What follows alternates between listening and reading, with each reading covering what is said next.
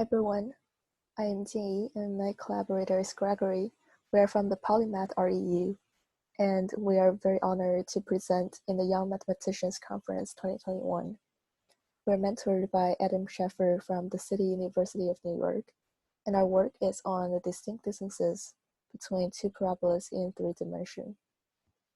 So I'll begin by introducing you to some background of the distinct distances problem. So the problem is first introduced by Erdős in 1946. So he was interested in the distinct distances created by a set of points. So suppose we have a set of points P in the real plane, and we let d of P denote the number of distinct distances determined by any 2 points in P. Further, we let the small d of n denote the minimum number of distinct distances created by any set of n points. And Erdős proved in 1946 that the minimum number of distinct distances can be upper bounded by n over square root of log n asymptotically. And the construction he had was a grid configuration as shown in the figure. So suppose we have 25 points.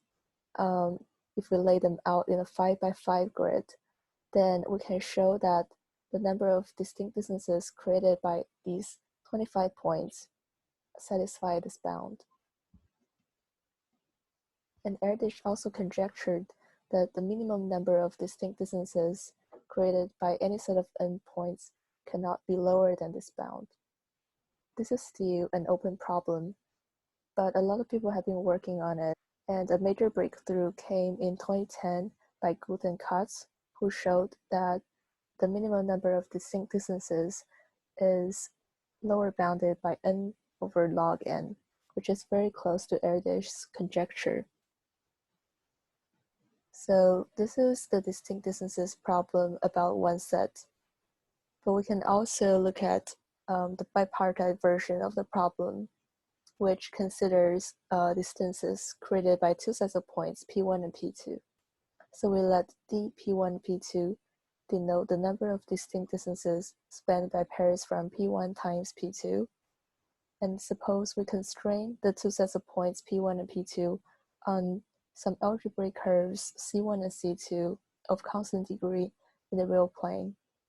Then a theorem says that if C1 and C2 are not parallel lines, orthogonal lines, or concentric circles, then we can lower bound the number of distinct distances by the minimum of m to the 2/3 times n to the 2/3 and m squared and n squared. If you look at this bound and set m equals to n, then this bound grows as fast as m to the 4/3, which is strictly faster than linear.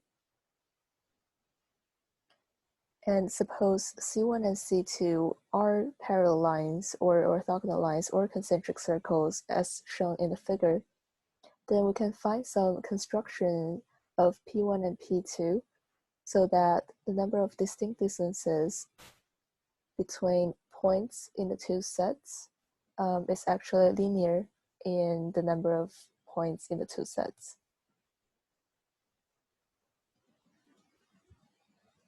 So now we might also consider the bipartite version of the problem in 3 dimensions. And Mathematicians and Scheffer in 2020 proved that if we have 2 sets of points P1 and P2, which lie on 2 circles C1 and C2 in R3, and suppose C1 and C2 are neither aligned nor perpendicular, then we can again lower bound the number of distinct distances by this equation. And if C1 and C2 are aligned, meaning that the axes of the circles overlap, or perpendicular, meaning that the planes containing the 2 circles are perpendicular, and the center of one circle is actually in the plane of the other circle, then we can find some construction of P1 and P2 that leads to field distances, meaning that the number of distinct distances can be linear in the number of points in the 2 sets. So this result was kind of the inspiration for our work. So we are wondering whether we can extend this result to other curves in R3. Specifically, we consider two sets of points which lie on two parabolas in R3. And we arrived at the following result. So suppose P1 and P2 are two parabolas in R3. And suppose P1 and P2 are not in some special configuration which look like the one in the figure. Then we can lower bound our number of distinct distances. But suppose B1 and B2 are in this special configuration, then the number of distinct distances is few, it's linear in the number of points in the two sets. So now Greg will talk about why this special configuration leads to linear number of distinct distances. And then I'll give a rough proof for why in all other configurations, the number of distinct distances is lower bounded by this equation.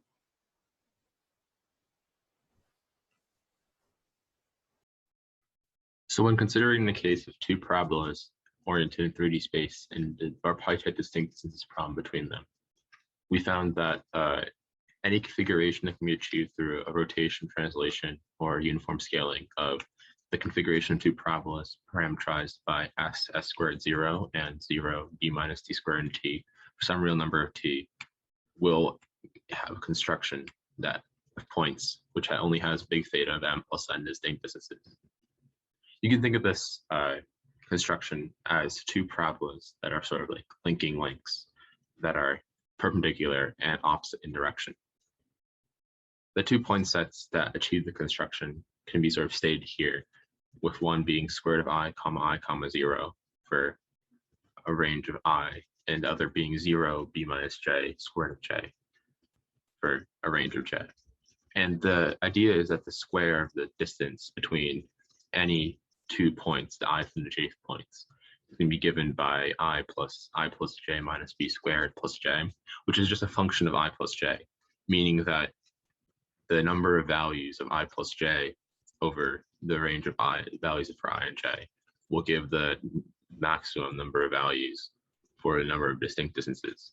And since the I and j are just ranging from 0 to n minus 1, 0 to n minus 1, the number of values of I plus j is bounded by m plus n distinct distances. And geometrically, we also get a lower bound of m plus n distinct distances, giving big theta of m plus n distinct distances.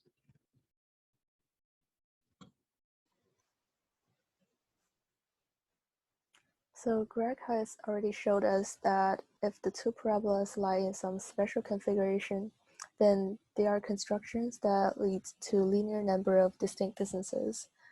And for the other part of the theorem, we need to show that for all other configurations, our number of distinct distances must have this lower bound. So in order to prove this, we first find a way to parameterize two general parabolas in R3. So as Greg has already talked about, we can rotate, translate, or uniformly scale R3 without changing the set of distinct distances. So we can parameterize the first parabola B1 by gamma 1 of s, which is the set of points s squared 0, where s in the real numbers. And for the second parabola, we can let C be the vertex of the parabola. And if we look at the figure and imagine that this is the plane containing the second parabola, and we find a pair of orthogonal unit vectors v1 and v2 as a coordinate system for this plane, then since the parabola can face any direction in this plane, we need another parameter gamma to indicate the angle between the parabola and v2. So finally, we can parameterize b2 by this equation. So c plus t cosine gamma minus bt squared sine gamma times v1 plus t sine gamma plus b2 bt squared cosine gamma times v2. So here we're basically multiplying a rotation matrix to the coordinates of any point in the original coordinate system defined by v1 and v2. So by far we have ignored this problem of choosing v1 and v2, and there's no optimal way of doing this. We tried a lot of things, and this is one that worked. So suppose H is the plane containing the second parabola, and H0 is the translation of H that contains the origin, and we let V1 prime be a unit vector in the intersection of H0 and the XZ plane. And we let V2 prime be a unit vector in the intersection of H0 and the XY plane. So if we suppose H0 does not contain any vector that's parallel to the x-axis, then v1 prime and v2 prime are not parallel and thus span the plane H0. So we can find some angle alpha and beta to represent v1 prime and v2 prime, and we set v1 to be v1 prime. And since we also want v2 to be an orthogonal vector to the vector v1, we did some manipulation of the vectors so that v1 and v2 are two orthogonal unit vectors that span the plane H. And since we made some assumptions of H and H0, we need to take care of it later. And that involves a slightly different parameterization, but the proof still works. So after we parameterize two parabolas, we can find a distance between any 2 points on the two parabolas. And we say the distance is represented by rho of st. And this is basically the sum of the squared difference in all three directions. So we use the following lemma, which is taken from the previous paper and modified a little bit. So this lemma says that this distance function either has a special form, which looks like psi1 composed with psi2 of s plus psi3 of t, or we have a lower bound for the number of distinct distances. And since we want to prove that for all the configurations that are not the special configuration of the two parabolas, we can have this lower bound. We need to show that for any configuration that is not a special configuration, the distance function does not have this special form. And Greg will talk about how we did this with the help of mathematical program.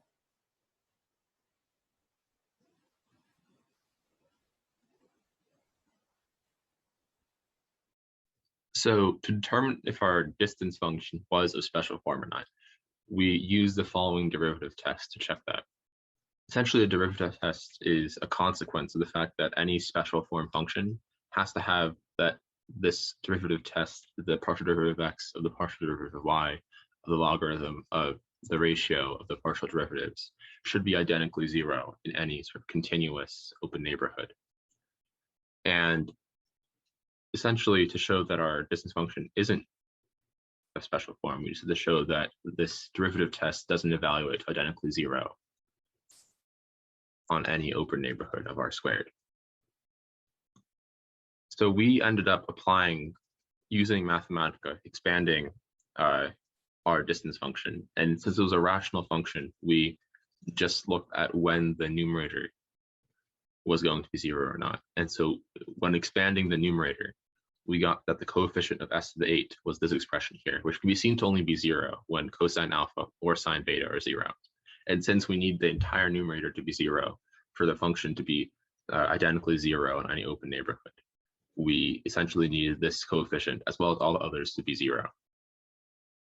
So this essentially gives us the information that either cosine alpha or sine beta has to be 0 for our distance function to continue being of special form.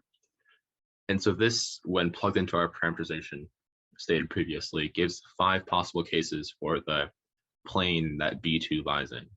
Either the xy plane rotated about the x-axis by some angle that doesn't make it a degenerate case, or the yz plane rotated by the yz axis by some angle that doesn't make it a degenerate case, and as well as the xy, xz, and yz planes. And so for each of the following cases, we essentially reparameterized the parabolas to reflect the new planes they lied in, and we also started checking multiple coefficients and tried to find a set of coefficients that couldn't all be 0 at the same time, implying that the function couldn't be of special form by the derivative test. For the first case, we got that the following 3 coefficients, s to the 4th, t to the 5th, s squared t to the 7th, and s cubed t to the 7th, all couldn't be 0 at the same time. For the second case, we got that s to the 4th, t to the 5th, s to the 4th, t cubed couldn't be 0 at the same time. For the third, s to the 4th, t to the 5th, t to the 8th couldn't be 0 at the same time. And for the fourth, s squared t to the 7th, s squared t to the 6th couldn't be 0 at the same time. For the fifth case, we got that several coefficients were important to check, but we got that the only possibility where all 4 of these coefficients could be 0 was when gamma was pi over 2 and p equals 0, r equals 0, and b equals 1, which just happens to correspond with the construction that we found previously, showing that essentially that was the only possible construction where the distance function was special form. And since in all other cases the distance function led to a contradiction, they couldn't mutually have coefficients all be 0. That implied that none of the other possible orientations of parabolas gave a distance function which has a special form. Thanks for listening.